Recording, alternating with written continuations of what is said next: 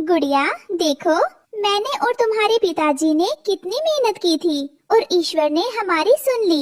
इस बार केले की फसल सचमुच बहुत अच्छी हुई है, उम्मीद से भी ज्यादा अच्छी।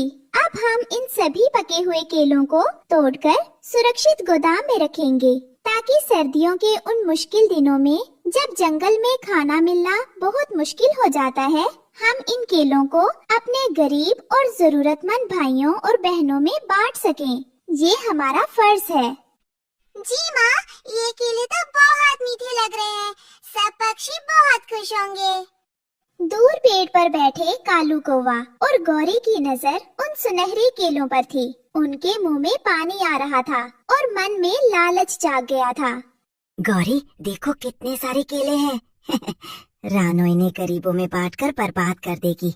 अगर ये सब हमें मिल जाए तो हम पूरी जिंदगी बैठकर खाएंगे। लेकिन कालू जी, रानो हमें इतने केले नहीं देगी। मांगने से भीख मिलती है, छीनने से बादशाहत। आज रात हम वहाँ चलेंगे। आधी रात को जब रानो और उसका परिवार सो रहा था, कालू और गौरी चुपके से गोदाम में घुसे।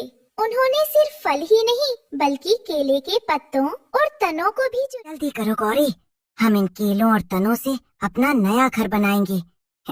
दीवारों में केले भरे होंगे, जब भूख लगेगी दीवार से निकालकर खा लेंगे।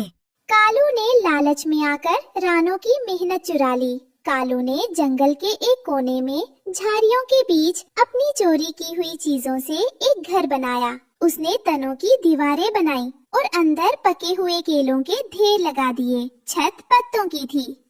वाह कालू जी, ये तो केलों का महल है। हम केलों के बीच में सोएंगे और केलों को ही खाएंगे। अगली सुबह रानो अपने बगीचे में पहुंची। वहाँ सब कुछ खाली था, फल गायब थे और पेड़ टूटे पड़े थे। रानो का दिल टूट गया। हाय राम, ये क्या हो गया? मेरे बगीचे में ये भयानक दृश्य किसने कर दिया? मेरी महीनों की कड़ी मेहनत, गरीबों और जरूरतमंदों के लिए जमा किया हुआ सारा खाना, सब कुछ चोरी हो गया। ये कौन इतना निर्दयी हो सकता है जो इतने सारे जीवों का हक मार ले? मुझे अभी पता लगाना होगा कि ये किस दुष्ट का काम है। रानो ने आंसू पोंछे और सोचा कि शायद किसी ने चोर को देखा हो। वो उड़कर पास के पेड़ पर बैठे हरिया तोते के पास। हरिया भाई, क्या आप मेरी मदद कर सकते हैं? क्या आपने रात को किसी को मेरे केले के बगीचे में आते हुए देखा था? किसी ने मेरा सब कुछ लूट लिया है। अब सर्दियों में हम क्या करेंगे? मेरे बच्चों के पेट का सवाल है। अगर आपने कुछ भी देखा हो तो कृपया मुझे बताइए। क्या कह रही हो रानो बहन? चोरी हो गई? मुझे माफ करना, मैं तो रात को गहरी नींद में था।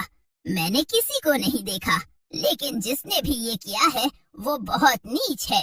गरीबों का हक मारना पाप है। रानो निराश हो गई, लेकिन उसने हार नहीं मानी। वो पास की झाड़ी में रहने वाली टुनटुनी चिड़िया के पास गई, जो अक्सर रात को जागती थी। टुनटुनी बहन, तुम तो देर तक जागती हो। क्या तुमने किसी की आहट सुनी थी? मेरे बच्चों के मुंह का निवाला छिन गया है, कृपया कुछ बताओ। रानो बहन, मुझे माफ कर दीजिए। रात को हवा बहुत तेज थी। मैंने कुछ सरसराहट तो सुनी थी, लेकिन मुझे लगा कि पत्तों की आवाज है। मैंने बाहर झांककर नहीं देखा। काश मैं आपको बता पाती। रानो अब पूरी तरह टूट चुकी थी। उसे कहीं से कोई सुराग नहीं मिला।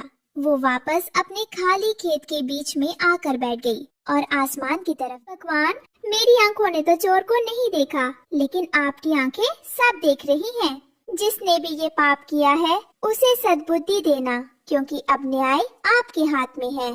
कालू और गौरी अपने केले वाले घर में मजे से लेटे थे। घर के अंदर पके हुए केलों की बहुत तेज और मीठी खुशबू भर गई थी। क्या खुशबू है गौरी, ये खुशबू ही हमारी अमीरी की पहचान है। रानो अब रो रही होगी। कालू जी, खुशबू बहुत तेज है। मुझे डर है कि ये खुशबू बाहर ना चली जाए। नदी किनारे जंगल का सबसे बड़ा और पेटू हाथी गजराज पानी पी रहा था। अचानक हवा का एक झोंका आया, जिसमें पके हुए केलों की महक थी। गजराज ने अपनी सूंड ऊपर उठाई। ये तो मेरे पसंदीदा पके हुए केलों की खुशबू है। और ये बहुत सारे लग रहे हैं। मुझे बहुत जोर की भूख लगी है। मुझे इस खुशबू के पीछे जाना होगा।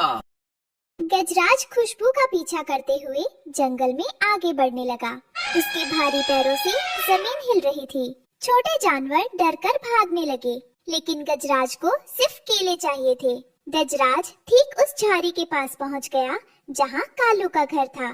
खुशबू यहीं से आ रही थी। गजराज ने देखा कि पूरा घर ही केलों और तनों से। अरे वाह, आज तो दावत है। पूरा का पूरा घर ही खाने का बना है।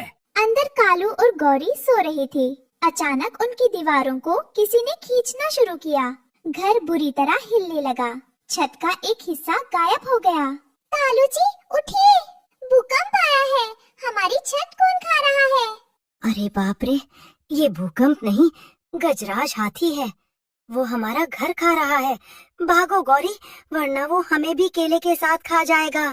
कालू और गौरी जान बचाकर उड़ गए और एक ऊंचे पेड़ पर जाकर बैठ गए। नीचे गजराज ने मिनटों में उनका पूरा घर, सारी दीवारें और चुराए हुए सारे केले खा लिए। अब वहाँ कुछ नहीं। मेरा घर, मेरे केले, सब गजराज के पेट में चले गए। हमने चोरी की थी ताकि हम खा सकें, लेकिन अब हमारे पास रहने की जगह भी नहीं बची। ये रानों के आंसुओं का असर है। चोरी की खुशबू मुसीबत को बुला लाई। शाम को बेघर और भूखे कालू गौरी रानों के पास पहुँचे। रानों ने उनकी हालत देखी। वो समझ गई, लेकिन उसने उन्हें दुत्कारा नहीं।